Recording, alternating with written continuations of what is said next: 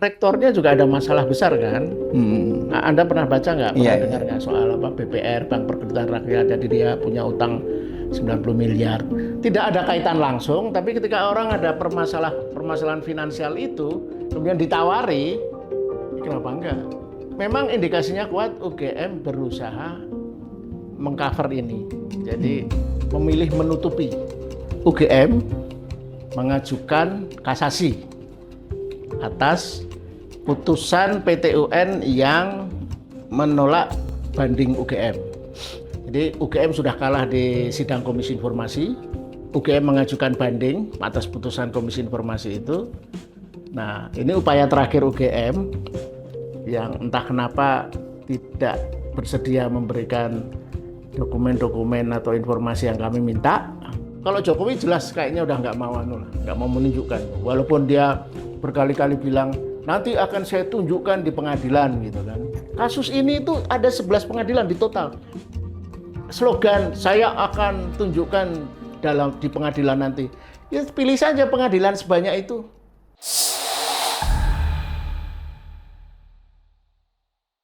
Bismillahirrahmanirrahim. Assalamualaikum warahmatullahi wabarakatuh. Kawan-kawan pejuang obor rakyat di seluruh dunia. Kebenaran walaupun terasa muskil, sepertinya seringkali harus diperjuangkan. Kita tahu soal ijazah Jokowi ini sudah memakan beberapa korban. Ada nama Gus Nur, Bambang Tri yang sudah masuk penjara karena mempertanyakan soal keabsahan ijazah Jokowi atau Pak Joko Widodo, Presiden Indonesia ke-7. Saya teringat dengan seorang intelektual di abad pertengahan, namanya Nicolaus Copernicus. Beliau seorang intelektual, astronom, yang pertama kali mengajukan gagasan tentang konsep heliosentris. Pada masa itu, seluruh orang menganggap bahwa bumi adalah pusat peredaran tata surya. Kemudian datanglah Copernicus yang menyebut atau mengajukan teori baru bahwa matahari adalah pusat peredaran tata surya. Teori itu dicemooh oleh banyak orang. Dia dianggap orang bodoh, bahkan beberapa tokoh agama menyebut dia sebagai orang yang harus dianggap sebagai gila. Belakangan kita tahu bahwa teori Copernicus lah yang benar. Dan orang-orang yang dulu menghujatnya sadar dan mengikuti teori itu. Saya tidak mengatakan bahwa soal ijazah Jokowi itu bisa jadi orang akan mengatakan Bambang Tri atau Gus Nur yang benar. Tapi ada kemungkinan ke arah itu. Dan untuk membahas soal ini, sudah hadir di markas perjuangan obor rakyat seorang senior saya, jurnalis senior, yang beliau membangun sebuah tim Bon Jovi namanya, tim investigasi ijazah Jokowi. Saya nggak tahu, kita perlu tanyain apakah beliau ini suka sama The Legend Bon Jovi atau bagaimana. Selamat datang Mas Lukas Luarso di Obor Rakyat. Salaman dulu, Mas. Nah, ini terima kasih sudah mengundang. Mas Lukas ini kita harus respect dengan beliau karena agak berbeda. Mas Lukas terus terang dengan beberapa pejuang karena beliau backgroundnya adalah senior saya, sebetulnya seorang jurnalis yang serius, pernah bekerja di media-media yang serius.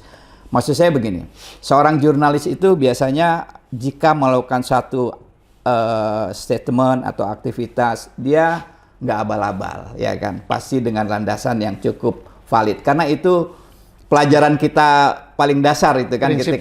Prinsip jurnalistik kan, kita nggak mungkin.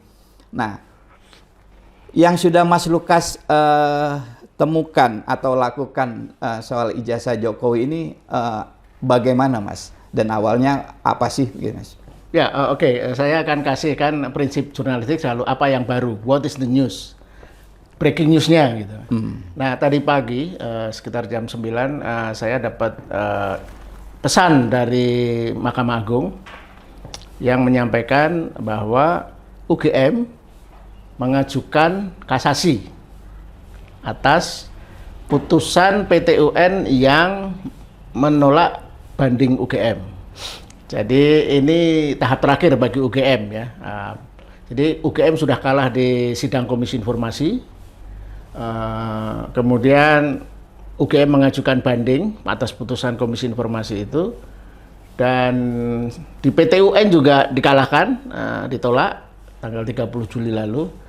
Nah, ini upaya terakhir UGM yang entah kenapa tidak bersedia memberikan dokumen-dokumen atau informasi yang kami minta. Nah, ini upaya terakhir di Mahkamah Agung Kasasi ini akan memerlukan waktu setidaknya 1,5 sampai 2 bulan lagi. Iya. Jadi ya kami harus menyiapkan UGM harus menyiapkan semacam fakta-fakta baru mungkin kalau ada atau argumen kenapa kasasi, dan mungkin kita juga harus merespon. Nah, jadi masih panjang, cukup panjang. Dan kemudian juga Bon Jovi yang kita inisiasi itu pada sekitar bulan April tahun lalu, tahun 2025, dan mulai sidang di KIP itu Agustus 2025. Jadi ini kita sudah berjalan 1,5 tahun hampir ya. Kita masih punya, dan sejauh ini bagus, menang kan. Kita bisa mengalahkan KPU Pusat, KPU Jakarta, KPU Solo, dan UGM. Tapi UGM melawan dengan melakukan banding ke PT UN. Sementara KPU lain, KPU yang semula justru kita tadinya berasumsi yang akan melawan itu justru KPU. Bukan UGM. Bukan UGM, karena agak tidak logis. Ngapain UGM kalau memang dia punya, ya mestinya diberikan lah. Ini kan keterbukaan informasi publik. Kalau memahami prinsip demokrasi, memahami prinsip keterbukaan informasi, ya kalaupun semula berasumsi bahwa dokumen-dokumen terkait ijazah Jokowi itu adalah dokumen pribadi yang dikecualikan, asumsi itu kan sudah dibantah oleh sidang KIP. Sidang Majelis Komisi Informasi sudah menegaskan bahwa dokumen-dokumen terkait penerbitan ijazah Jokowi, jika ada, itu memang terbuka, publik boleh. Bukan private ini. Bukan informasi. lagi wilayah pribadi. Karena apa? Dokumen-dokumen itu, ijazah khususnya ya, itu sudah dijadikan alat untuk mendapatkan jabatan publik. Kalau sudah untuk mendapatkan jabatan publik kan berarti sudah disebar di mana-mana. Tim suksesnya dapat, KPU-nya dapat, dan jadi ya, dan jabatan publik kan konsekuensinya itu tidak bisa ditutup-tutupi lagi. Bahkan gajinya pun harus, kalau perlu harus dibuka, kan harus melaporkan kekayaan dan sebagainya. Kesehatannya waktu itu juga harus ditunjukkan. Nah, ini yang kami agak terheran-heran sebenarnya, kok UGM kok seperti itu, ada apa ya? Tentu kami punya teori-teori asumsi, tapi ya mungkin tidak perlu diuraikan karena sifatnya asumsi gitu. Tapi yang menarik saya rasa Bon Jovi masih punya satu agenda sidang di KIP, Komisi Informasi Pusat, melawan Kepolisian RI. Oh, masih ada ya? Masih ada, karena dulu kan kita menggugat 5 lembaga itu, 3 KPU, UGM, dan kepolisian. Tapi yang di kepolisian waktu itu Di-split. Oh. Nah, sidangnya agendanya sama sih, tapi memang beda-beda. Oh, agendanya berbeda. Bukan agendanya sama. Bukan, sidangnya dibuat berbeda. Berbeda ya. Jadi yang kepolisian waktu itu ada putusan sela karena kami mengajukan gugatan ke KIP terlambat 1 hari. Terlalu cepat 1 hari. Terlalu cepat 1 hari. Mestinya 30 hari setelah kami mengajukan permintaan dokumen ke polisi, baru kita bisa mengajukan gugatan ke KIP. Itu belum 30 hari. Belum 30 hari ya menurut versi KIP. Jadi putusan sela, gugatan ditolak. NO. Bukan ditolak, karena secara administratif belum tidak mematuhi aturan prosedurnya. Nah, kami kemudian memasukkan lagi gugatan baru, kan nggak apa-apa. Nah, masukkan gugatan baru sambil dengan KPU dan UGM itu berjalan sampai diputus. Nah, dengan kepolisian ini tertunda lama karena kemudian kan pengurus atau komisioner-komisioner KPI masa jabatannya habis. KIP ya. Nah, kemudian mereka sekarang sudah ada komisioner baru yang terpilih sebulan 2 bulan lalu, dan barangkali nanti dalam waktu dekat ini, paling lama sebulan, kita akan paralel menunggu putusan Mahkamah Agung dengan UGM. Di saat yang sama kita akan sidang melawan Kepolisian RI di Komisi Informasi Pusat. Jadi yang gugatan atau permintaan ke polisi itu sama ya, bahwa supaya polisi memberikan data terkait ya, terutama Jokowi. yang dengan kepolisian itu kita ingin menegaskan bahwa kan UGM itu kan ketika kita minta tidak pernah mau mengasih kan, dia hanya memberikan 3 alasan. Dokumen tidak ada dalam penguasaan UGM. Kemudian kedua, dokumen ada dalam penguasaan pihak lain karena proses hukum, maksudnya di polisian. Yang ketiga memang tidak punya. Oke. Nah, jadi dari 3 jawaban ini UGM tidak bersedia memberikan apapun. Ya, itu jawaban tertulis? Tertulis. Ditandatangani oleh rektor atau? Yang itu sempat, kalau mau mereview lagi itu sempat lucu. Jawaban UGM yang pertama itu dipertanyakan oleh Majelis Komisioner KIP karena kan lewat email. Oke. Nah, di lewat email itu tidak ada kop suratnya UGM-nya, dan tidak penandatangannya ada, tapi seingat saya ya cuma staf PPID itu loh. Jadi ya memang tidak semestinya begitu kan, kita mengajukannya ke rektor UGM memang. Itu sempat ditegur oleh KIP. Kok UGM, gimana kita tahu bahwa yang menjawab surat permintaan dokumen Bon Jovi ini benar-benar UGM gitu kan. Nah, tapi kemudian atas teguran itu pada sidang kedua, ketika kita mengajukan keberatan atas jawaban UGM yang menolak memberikan 1 lembar dokumen pun, UGM baru memberikan jawaban surat. Dengan kop UGM. Dengan kop UGM ditandatangani rektor. Bu Ova. Ya. Nah, tapi yang menarik di surat jawaban responnya itu hanya tetap sama, tidak mau memberikan, tetapi dia menunjukkan berita acara penyitaan sejumlah dokumen. Oleh polisi. Oleh polisi. Situ ada 505 daftar yang diserahkan UGM. 505 dokumen. Tapi hampir semuanya, hampir 480 itu disensor. Jadi kita cuma tahu nomornya saja, tapi nggak tahu dokumen apa itu.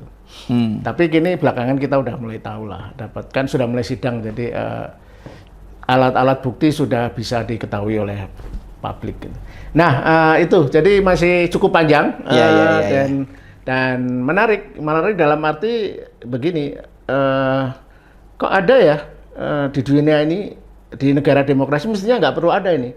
Orang pengen tahu ijazah asli atau tidak, bisa berkepanjangan hampir 10 tahun, lebih dari 10 tahun ini kasus ini. 10 tahun itu artinya kalau kita menghitung dari pertama kali isu ini keluar. Yang waktu itu buku Jokowi Undercover kan, itu terbit tahun 2015, dan kemudian 2016 si penulisnya Bambang Tri ditangkap, dipenjara, divonis pada tahun 2017 3 tahun penjara. Dan hari ini kondisinya sepertinya tidak baik-baik saja kelihatannya. Tapi waktu itu kan publik tidak menganggap itu isu publik, belum menjadi isu publik, dianggap ini memang ada orang yang memfitnah dan sebagainya. Jadi ketika Bambang Tri saat itu divonis juga nggak ada reaksi publik yang berlebihan. Tapi kan kemudian pada tahun 2023, fast forward berapa tahun berarti? 7-6 tahun, Bambang Tri kena lagi. Kali ini bersama Gus Nur. Mereka membuat podcast. Dalam podcast itu menyinggung soal ijazah lagi, dan lagi-lagi di pidana, lagi-lagi di kriminalisasi, divonis lagi 6 tahun 2 orang itu. Nah, yang memicu sekarang menjadi isu publik adalah tahun 2023 ini, vonis terhadap Bambang Tri dan Gus Nur, karena dipikir-pikir loh kok zalim ya. Dulu pernah dihukum lagi, apalagi kan yang ini dihukumnya hanya karena podcast. Iya. Minggu lalu ke sini Gus Nur. Terus nantang lagi Jokowi, sumpah pocong. Ayo Pak Jokowi, sampai ngelihat kamera ini kan. Itu yang tidak disadari Jokowi dan tim pendukungnya adalah kasus ini tidak akan terus berlarut sampai Iya. hari kiamat nanti. Kurang 2 hari. Kiamat kurang 2 hari kalau ini masih Ya, terus Mas. Ya, kan? artinya tidak mungkin publik ya. Sekarang kan sudah menjadi isu publik. Iya. Kalau kita lihat di media sosial kan lebih banyak yang ngecam ya. Yang bela paling ya yang disebut termul itu minoritas lah. Nah, jadi setelah 10 tahun lebih dan lebih dari 3 tahun menjadi isu publik, kok ya tidak ada itikat baik lah, entah dari Jokowinya atau yang sudah ada itikat balik baru KPU kan, karena KPU setelah dikalahkan di sidang Komisi Informasi, mereka kan menyerahkan semua yang kita minta.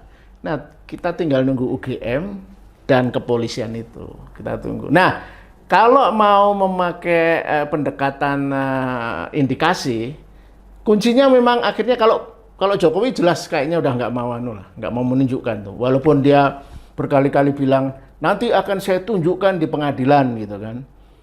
Tapi sudah ada 11 pengadilan. Iya. Kasus ini itu ada 11 pengadilan di total.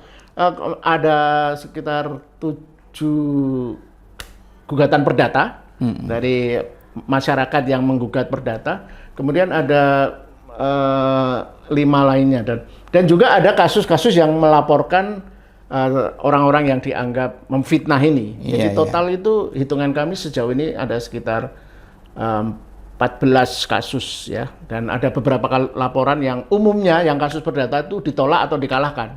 Yang paling ramai waktu itu kan gugatan civil class action IC ya, itu juga kalah kan. Nah, artinya kalau memang slogan saya akan tunjukkan di pengadilan nanti, ya pilih saja pengadilan sebanyak itu. Tapi kan kita tahu yang dimaksud pengadilan mau menunjukkan ini mungkin ya, mungkin bluffing juga. Tapi kalaupun iya, itu adalah pengadilan fitnah ini, pengadilan pencemaran nama baik. Hanya itu. Nah, diasumsikan pengadilan pencemaran nama baik ini sebenarnya kan pengadilan yang mungkin Jokowi dengan masih sisa-sisa kekuasaannya bisa cawe-cawe, bisa ngatur dan sebagainya. Dan itu kan bukan soal ijazah sebenarnya. Dalam arti itu soal pencemaran nama baik. Jadi ijazahnya sudah diasumsikan asli. Itu contoh logika yang salah juga. Nah, jadi saya punya analogi yang dari Inggris ya, istilahnya people who live in glass house don't throw the stone gitu.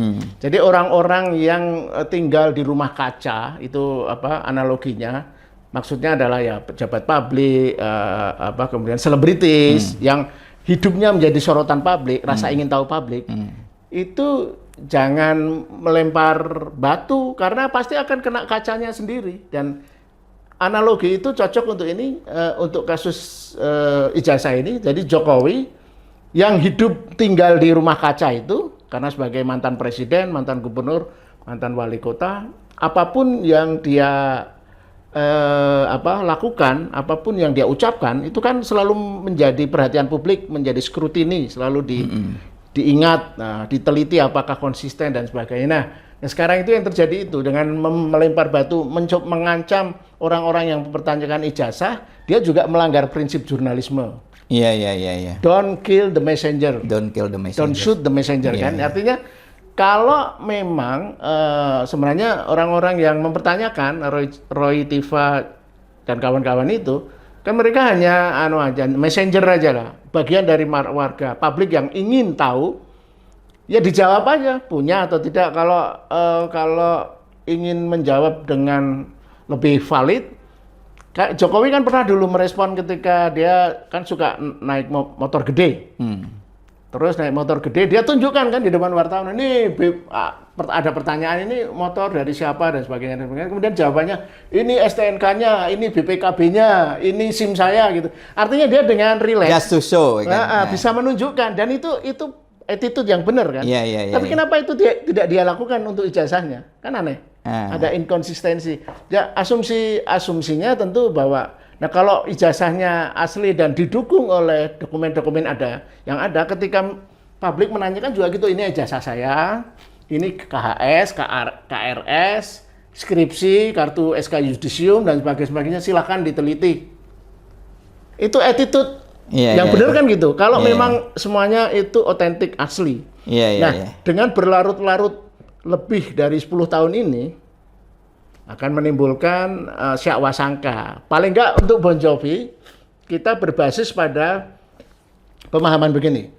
Kok bisa ya kasus yang sedemikian simpel menjadi rumit? Iya, iya, iya. Nah, ada apa? Kenapa dipersulit publik ingin tahu?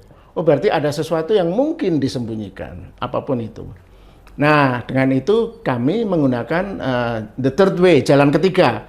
Alih-alih cekcok asli atau palsu, mempersoalkan secara gaduh, kami diam-diam mencoba meneliti Menelusuri. itu, ya, meneliti, menelusuri dokumen dan sebagainya. Dan kita udah 1,5 tahun ini, ya tinggal mungkin menunggu paling lama akhir tahun inilah kerja-kerja kita. Nanti kita akan publikasikan dalam monograf atau Wah, ini. setidaknya buku ya, Iya, iya. ini. lengkap.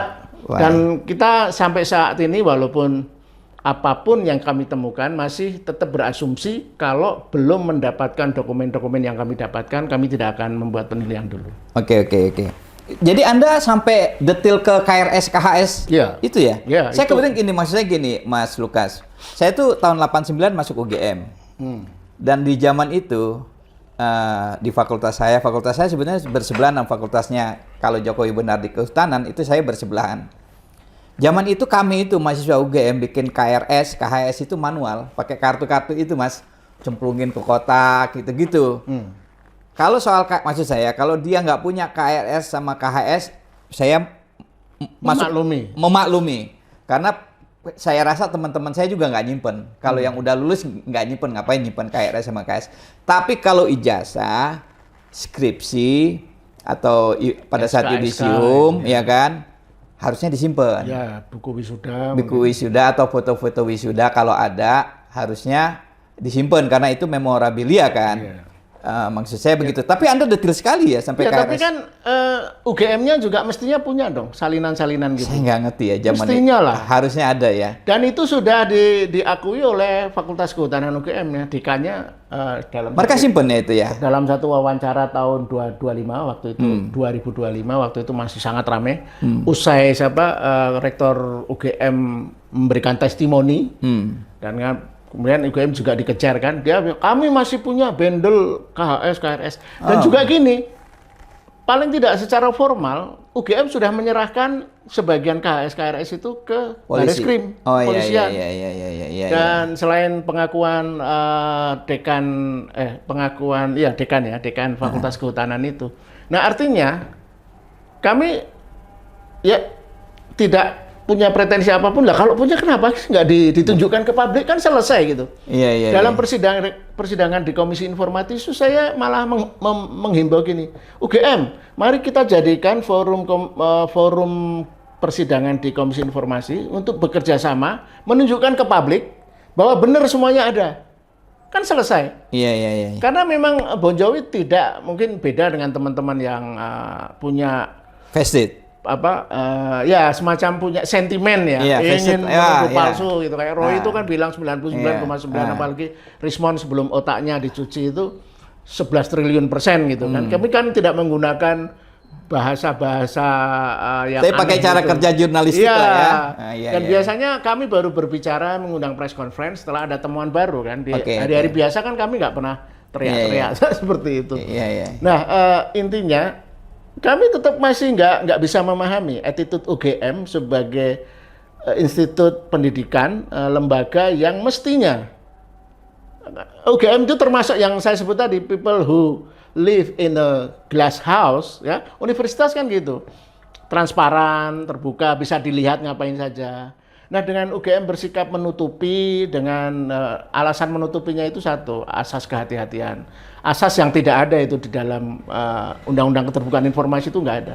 Tidak ada dokumen harus dijaga dengan hati-hati. Nggak ada. Ya dokumen itu tinggal pilihannya adalah otentik atau tidak. Asli atau tidak kan itu aja. Dan boleh dibuka atau tidak gitu. Nah, yang jelas KIP sudah memutuskan itu dibuka. Walaupun cukup alot persidangan waktu itu di KIP, UGM selalu mencoba argue gitu. Yang akhirnya justru menunjukkan loh ini paham nggak sih Undang-Undang Keterbukaan Informasi? dengan berargumen asas kehati-hatian yang tidak ada. Kemudian endingnya menjelang putusan sidang, UGM masih tetap berdalih, kami hanya akan menyerahkan dokumen publik ke badan publik, kata dia. kata UGM. Dan artinya sebenarnya dalam perspektif UGM, forum seperti Bon Jovi atau individu-individu yang minta itu dianggap tidak punya legal standing. Tidak punya legal standing. Nah, itu kan menunjukkan loh, undang-undangnya itu keterbukaan informasi publik, bukan keterbukaan informasi badan publik. Itu kan ya. Kalau badan publik yang dia maksud, yang UGM maksud apa? Ya maksudnya makanya UGM mau menyerahkan semuanya ke kepolisian, karena kepolisian badan publik. Atau UGM kalau ada kementerian atau badan-badan publik yang lain yang mereka ini saya sempat pernah press conference di satu press conference, ini penghinaan itu. Satu penghinaan terhadap publik, juga terhadap penghinaan terhadap putusan KIP. Karena dalam putusan KIP memori bandingnya dia sebut KIP sebagai lembaga yang tidak konsisten dalam menerapkan asas pengecualian keterbukaan publik. Jadi menghina seolah-olah KIP itu tidak paham. Nggak paham. Padahal dari persidangan justru terbukti UGM yang sebenarnya tidak paham. Ditegur berkali-kali loh. Aduh, kasihan juga ya UGM ini. Ya, kalau Anda alumni UGM mestinya agak prihatin lah. Tapi gini ya, agar fair, kami kan tidak against UGM sebagai satu universitas yang berbobot gitu ya. Tapi ya minimal pada PPID-nya. Pejabat pengelola informasi dan dokumentasi yang mungkin tidak profesional, atau paling banter pada rezim rektorat yang sekarang. Iya. Ya, karena kan infonya kan juga ini info yang nggak tahu benar atau enggak. Terpilihnya rektor ini kan juga kuat diduga ada hengki-pengki ya, disponsori disponsori oleh si Pratikno, dan Pratikno waktu itu adalah selalu begitu sebetulnya. Operatornya Jokowi. Saya cukup paham bahwa pengangkatan seluruh rektor universitas negeri itu di zaman Pak Jokowi saya paham itu dikelola oleh Dikti lah ya. Dan Jokowi ikut cawe-cawe ya.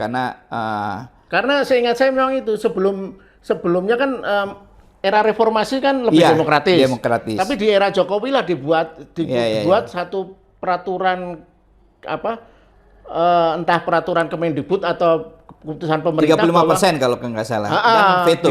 Pemilihannya melalui wali dan sebagainya. Dan veto, dia punya hak veto. Ada hak veto sampai 35% itu. Dan terpilihnya rektor UGM yang selalu begitu. Selalu kan, mereka selalu menghadap. Saya tahu itu. Jadi di era Jokowi mulai dicawe-cawe juga. Iya. Jadi teman-teman UGM jangan salah memahami Bon Jovi. Kita tidak sedang mempersoalkan UGM sebagai institusi. Justru karena di Bon Jovi itu salah satu kuasa pengacara kami lulusan UGM juga. Iya. Kan berarti Anda udah menang 2-0 ya di KIP dan di PT UN. UGM. Iya kan? Udah 2-0 ya. Saya ingat zaman Anda awal jadi wartawan tahun 94 itu Tempo, Editor, Detik di Bredel. Mereka teman-teman itu mem-PT-UN-kan keputusan Kementerian Departemen waktu itu Departemen Penerangan membredel, menang di tingkat 1 PT-UN, menang di PT UN Jakarta di Pengadilan Tinggi Tata Usaha Negara PT Tun Jakarta, tapi kalah di MA. Saya ingat tuh senior kita GM bilang, kita sudah 2-0 tapi kita kalah di MA, jadi 2-1 tapi kita tetap kalah. Nah ini ada kemungkinan seperti itu nggak? Anda sudah menang di KIP dan di PT-UN, tapi nanti Anda dikalahkan di Mahkamah Agung dengan berbagai manuver hukum yang mungkin. Anda membaca itu nggak? Ya tentu. Jadi kalau pertanyaannya mungkin nggak, itu selalu jawabannya adalah mungkin. Nah di dunia ilmiah akademis gitu. Ya, tapi bagi kami begini, ya kalau memang nanti pada sidang putusan kasasi MA kami dikalahkan, ya memang ada beberapa dokumen kunci yang tidak kami dapatkan kan, berarti KHS, KRS, SK Yudisium, skripsi dan lain-lain lah ya, beberapa. Tapi kan sebagian dokumen itu sebenarnya sudah menjadi domain publik juga karena Bareskrim sudah menyebar itu ketika memberikan press conference, kan KHS sempat ditunjukkan. Kemudian juga kalau KRS saya nggak ingat ya. Kemudian Nah, selain itu, dalam daftar alat bukti persidangan pencemaran nama baik yang sekarang sedang berjalan ya, yang mengadili Roy Suryo, Dr. Tifa khususnya, kan sudah tersebar itu tentang alat-alat bukti, termasuk 505 dokumen yang konon diserahkan UGM kepada kepolisian, termasuk KRS itu. Nah, penelitian kami sejauh ini ya, KHS yang diserahkan oleh UGM ke kepolisian itu tidak lengkap, tidak 10 semester. Oke. Sementara Jokowi kan sekolahnya 10 semester 5 tahun kan. S1. S1-nya. Jadi asumsinya kan dia orang jenius dong. Di era-era tahun 80-an, era kita itu orang bisa kuliah 5 tahun itu kalau bukan jenius memang ini orang nggak punya total kuliah. Dan itu biasanya IP-nya di atas 3 kan. Tapi Jokowi ini IP-nya dia lupa kan, dia menyebut 2 gitu. Tapi kemudian rektor meluruskan IP-nya 2,5 sekian, tidak fix juga. Tapi kok bisa selesai 5 tahun? Dari mana itu hitungan-hitungan matematikanya nggak cocok itu. Kalau orang yang IPK-nya pas-pasan, pasti minimal 7 tahun baru selesai kan? Karena ngulang-ngulang. Beberapa yang nilainya D kan nggak bisa dilanjutkan dan kita punya adalah data-data di mana ada 8 mata kuliah yang nilainya D. Oh dia. Ya, jadi dan juga dulu bukti yang dipaparkan presentasi Bareskrim kan juga di KHS atau KRS-nya yang dicentang oleh Jokowi itu program sarjana muda, bukan program sarjana penuh. Itu kami punya semua. Ada KHS yang dibunderin oleh Jokowi. Apakah dia S1 sarjana atau sarjana muda? Programnya sarjana muda. Ada dalam diskusi-diskusi dialog, ya kan Jokowi ngelanjutin sarjana setelah itu. Nah, yang belum ada kan itu. Ada nggak KHS yang menunjukkan dia mengikuti program sarjana?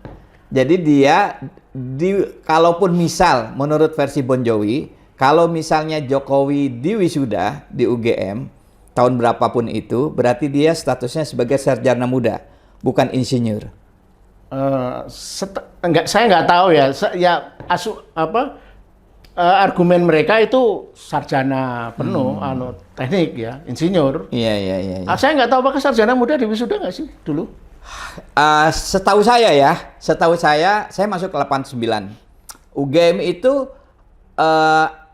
tahun 8, saya nggak tahu di zamannya Jokowi. Kalau Jokowi itu kan kakak kelas saya di UGM.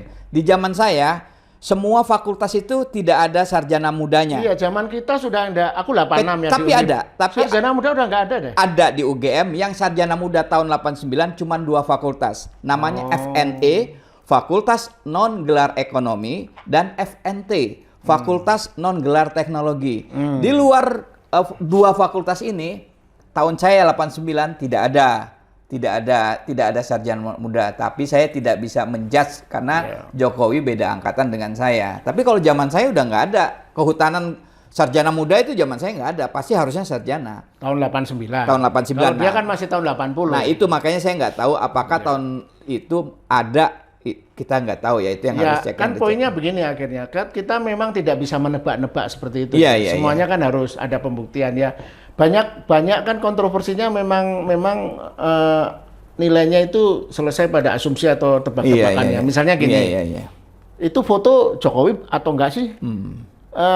Sulit untuk dideteksi keaslian kepalsuan foto itu karena kalau sekilas memang nggak sama kan. Jokowi kan nggak pernah kumisan itu.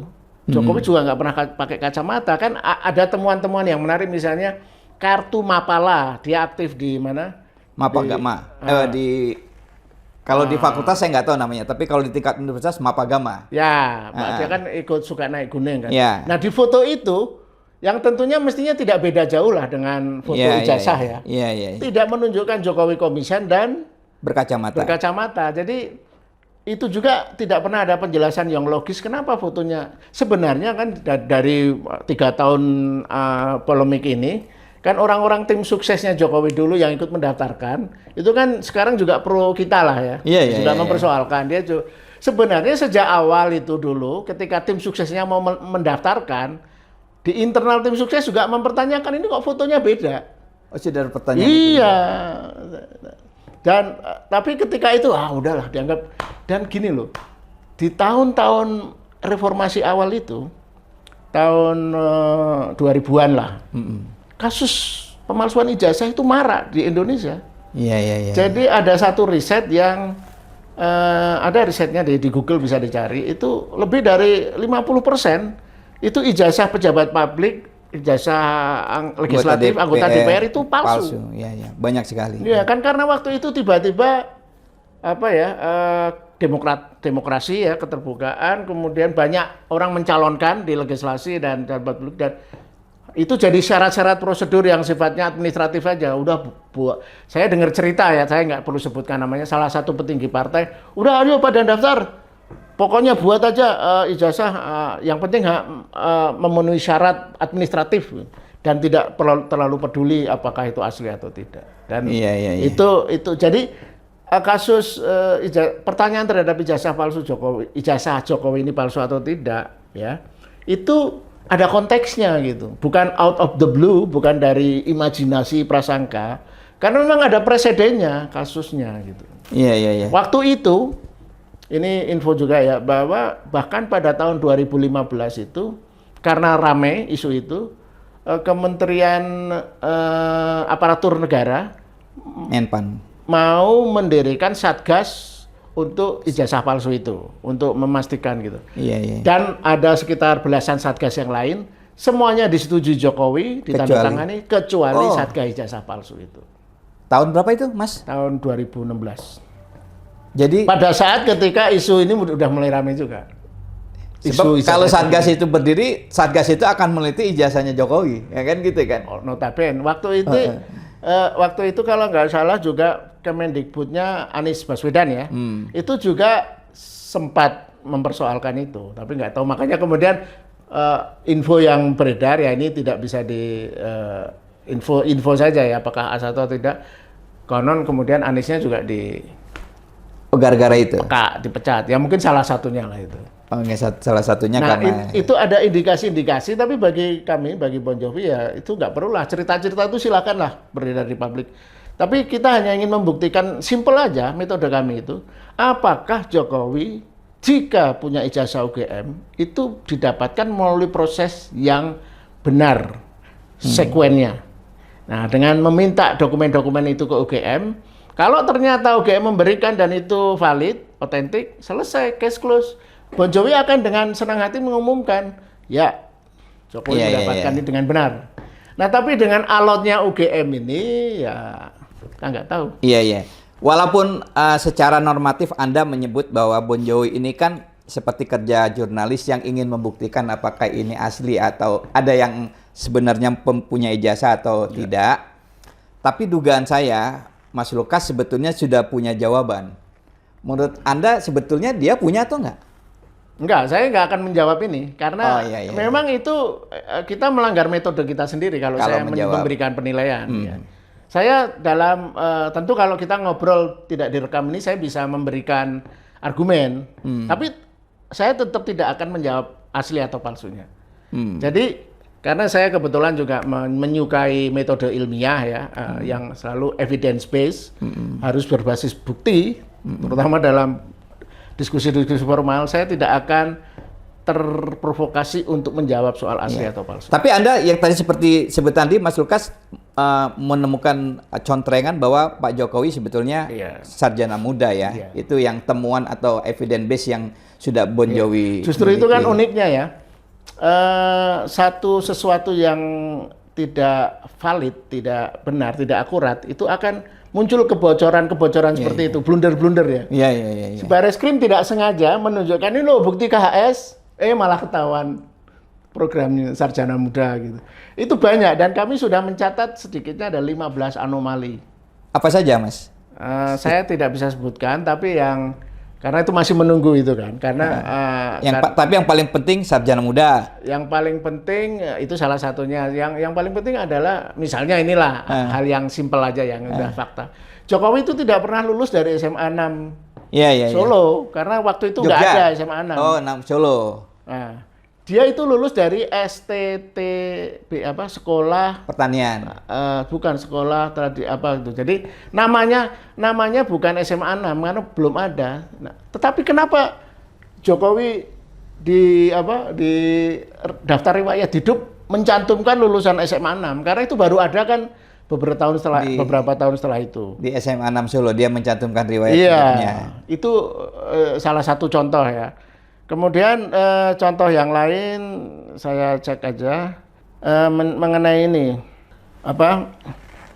tentang beberapa SOP ya, standar operasional prosedur, termasuk kami punya info bahwa foto ijazah itu tidak boleh berkacamata. Ada aturan seperti Ada aturannya. itu. Tapi Iya, iya. kemudian ada info tandingan, oh itu aturan itu baru Diterapkan. ada tahun berapa gitu deh. Tapi baiknya nggak usah kita ungkap dulu deh ya. Karena Oke, itu nggak apa-apa. karena Ini tapi saya punya strategi. info begini, Mas Lukas. Saya membaca sebuah buku alumni UGM, buku alumni Fakultas Kehutanan UGM, tahun di mana Joko Widodo, seseorang yang bernama Joko Widodo itu menjadi alumni atau diwisuda. Di situ tertera ada nama Joko Widodo, tapi SMA-nya SMA 6 Yogyakarta. Anda pasti sudah mendengar info itu juga? Itu juga kan itu menjadi salah satu isu yang jadi perdebatan. Tapi kan kemudian kami dapatkan bukti ijazah SD, SMP, SMA Universitas Jokowi dari KPU itu. Mereka menyerahkan ke kami. Dan kalau di situ STTB-nya itu tadi yang namanya apa? yang dari Solo. Dari Solo sebentar. Ini nih. Ijazah di riwayat hidup saat dia mendaftarkan pada Pilkada 2010, dia menulis di riwayat hidup tuh SMA 6 Solo, Surakarta. Surakarta. Dan ijazahnya yang kami dapatkan, salinan ijazahnya itu dia lulus dari April 1980 dari Sekolah Menengah Pembangunan Persiapan SMPP Surakarta. Nah pertanyaannya, untuk hal yang sangat elementer, kenapa di riwayat hidup tidak dicantumkan aja bahwa lulus Sekolah Menengah Pembangunan Persiapan SMPP? Kenapa sok-sokan menyebut SMA 6? Itu kan jurnalis kan kita aja. Ya sesuai fakta saja, kenapa sih? Nggak masalah juga kan? Iya kan, nggak masuk, orang juga tidak akan memasalahkan. Iya, Apakah dengan menyebut SMA 6 Surakarta menjadi lebih prestisius gitu kan, nggak juga. Iya. Nah, contoh lain yang menarik anomali ya, jadi ijazahnya Jokowi itu terbit tanggal 15 November 85, tapi dia baru menyerahkan skripsi tanggal 14 November 1985. Jadi ijazahnya udah terbit dulu, baru skripsinya selesai diserahkan tanggal 14. Ada beda waktu 9 hari. Nggak lazim kan? Nggak lazim. Nah, Iya. Ya, artinya ketidaklaziman itu kan menambah prasangka ya. Iya. Apakah bisa saja secara faktual, oh dia harus memperbaiki ini itu, walaupun sudah diwisuda, dia tetap harus menyerahkan dan tercatat penyerahan tanggal 14. Iya. Tapi ya kan itu bisa dijelaskan aja kan, dan didukung ada penjelasan, ada dokumen mendukung bahwa memang Jokowi baru menyerahkan skripsi karena satu dan lain hal karena gitu satu kan? lain hal. Iya. Jadi ya itu keanehan-keanehan yang agak lucu itu, dan kalau kita mau, dan keanehan-keanehan yang menjadi perdebatan di publik ya soal Kasmujo. Iya. Apakah benar kan Jokowi yang pertama kali memperkenalkan ke publik kan acara semacam reuni atau apa. Ini dosen pembimbing saya, dan Kasmujo waktu itu tawa-tawa sambil. Tapi kan kemudian diralat sendiri oleh Kasmujonya. Bahwa dia tidak seperti Bahwa dia itu. tidak pernah, waktu itu dia baru asisten dosen, jadi nggak mungkin jadi dosen pembimbing Banyak skripsi. sekali fakta-fakta yang menjadi tanda tanya. Kejanggalan, inkonsistensi, anomali itu banyak banget. Nah, tapi yang kita list yang ada dukungan buktinya. Tapi nanti di dalam laporan kami, entah dalam buku atau monograf, akan kita list semua itu seluruh inkonsistensi itu. Termasuk yang paling fatal menurut saya adalah Jokowi mengaku jurusan kuliah di teknologi kayu. Fakultas Kehutanan UGM jurusan teknologi kayu. Yang waktu itu belum ada. Tidak ada. Nggak ada kan sampai sekarang? Saya nggak tahu sekarang. Yang waktu itu nggak ada. Karena menurut buku UGM sendiri tidak pernah ada. Yang ada hanya jurusan ekonomi perusahaan, jurusan teknologi kehutanan, jurusan konservasi sumber daya hutan. Jadi Jokowi ngarang-ngarang dari mana? Itu jangan-jangan, kalaupun ya misalnya kita belum cek itu, sekarang ada teknologi perkayuan itu, barangkali itu anakronistik. Jadi orang memberikan input, Ini aja gitu. Ya ini kan tidak bisa dilepaskan dari karakter kekuasaan Jokowi kan. Oke. 10 tahun di era kekuasaan Jokowi kan kita semakin paham sekarang ya bagaimana dia mengotak-atik banyak hal, aturan, hukum dan sebagainya untuk syahwat kekuasaan kan. Dia mengintrodusir proyek strategis nasional hanya untuk mengumpulkan logistik politik dan banyaklah anaknya dipaksakan jadi wakil presiden dan putusan harus menggunakan Mahkamah Konstitusi dan itu kan banyak undang-undang peraturan yang dibuat Jokowi itu semata-mata memang hanya untuk kepentingan kekuasaan. Dan ketika kemudian menyentuh soal yang paling personal kan ijazah ya mau tidak mau ya mungkin mereka harus cari dalih dan nggak mau menunjukkan karena kalau Jokowi itu memang tipikal politikus yang ya katakanlah tidak jujur gitu pasti dan dia benar punya ijazah asli misalnya ya mestinya tidak perlu bertele mempersulit seperti ini karena ini kan merugikan dia kan merugikan anaknya juga kalau mau diangkat dijadikan pejabat publik kembali mencalonkan sebagai wapres gitu. Tapi yang saya sesalkan ya karena gini kalau asumsinya Jokowi yang menjadi sasaran tembak mungkin dia tidak ada pilihan lain ya kalau memang ada problem dengan ijazahnya. Kan sebenarnya ada teori begini juga sih kalau mau fair ya. Jokowi itu benar pernah kuliah tapi tidak selesai atau sarjana muda. Sehingga tidak punya sarjana S1. Nah, tapi ketika mencalonkan diri itu entah sebagai wali kota, gubernur tim sukses yang bikin, tim suksesnya yang create kan sudah ada semacam apologetik itu dari pendukungnya. Pak Jokowi tidak tahu menahu soal ijazah itu yang buat tim suksesnya. Ya apapun artinya tidak bisa itu didiamkan, diignore atau tidak bisa dijadikan dalih. Semuanya harus dibuka lah. Jokowi sebagai mantan presiden itu punya kewajiban pada masyarakat, pada publik, ya, untuk menjelaskan itu. Kalau dia cuma pedagang mebel kan kita semua juga nggak peduli dia punya jasa atau enggak. Secara normatif itu untuk orang-orang normal, nggak usah orang-orang baik lah. Orang normal itu pasti tahulah konsekuensinya dan ada batas-batas etisnya yang mana harus dibuat atau tidak, disanggah atau tidak. Nah, dengan kasus Jokowi ini memang agak membingungkan, kok ada yang seperti ini. Iya. Sebetulnya ya kalau Jokowi dan tim suksesnya lah katakan, saya bisa maklum kalau ini terjadi. Tapi UGM, Mas Lukas. Persis. Anda melihatnya, saya ini kan masih sayang sama UGM, saya masih sayang. Kembali saya kaitkan itu tadi. Bahkan skenarionya pun sampai dengan cawe-cawe di UGM. Iya. Menempatkan rektor yang tepat agar bisa menjadi pelindung dari ketertutupan ini. Kan ramai juga lah itu. Dan itu pasti cawe-cawe Jokowi melalui Pratekno kan, karena Pratekno kan juga mantan rektor dan ketua wali itu kan, yang punya Majelis Wali Amanah. Punya hak veto 35% itu. Rektornya juga ada masalah besar kan. Anda pernah baca nggak? Pernah dengar nggak soal BPR, Bank Perkreditan Rakyat, jadi dia punya utang 90 miliar. Tidak ada kaitan langsung, tapi ketika orang ada permasalahan finansial itu, kemudian ditawari, kenapa enggak? Jadi memang indikasinya kuat UGM berusaha mengcover ini. Jadi memilih menutupi sejauh ini ya.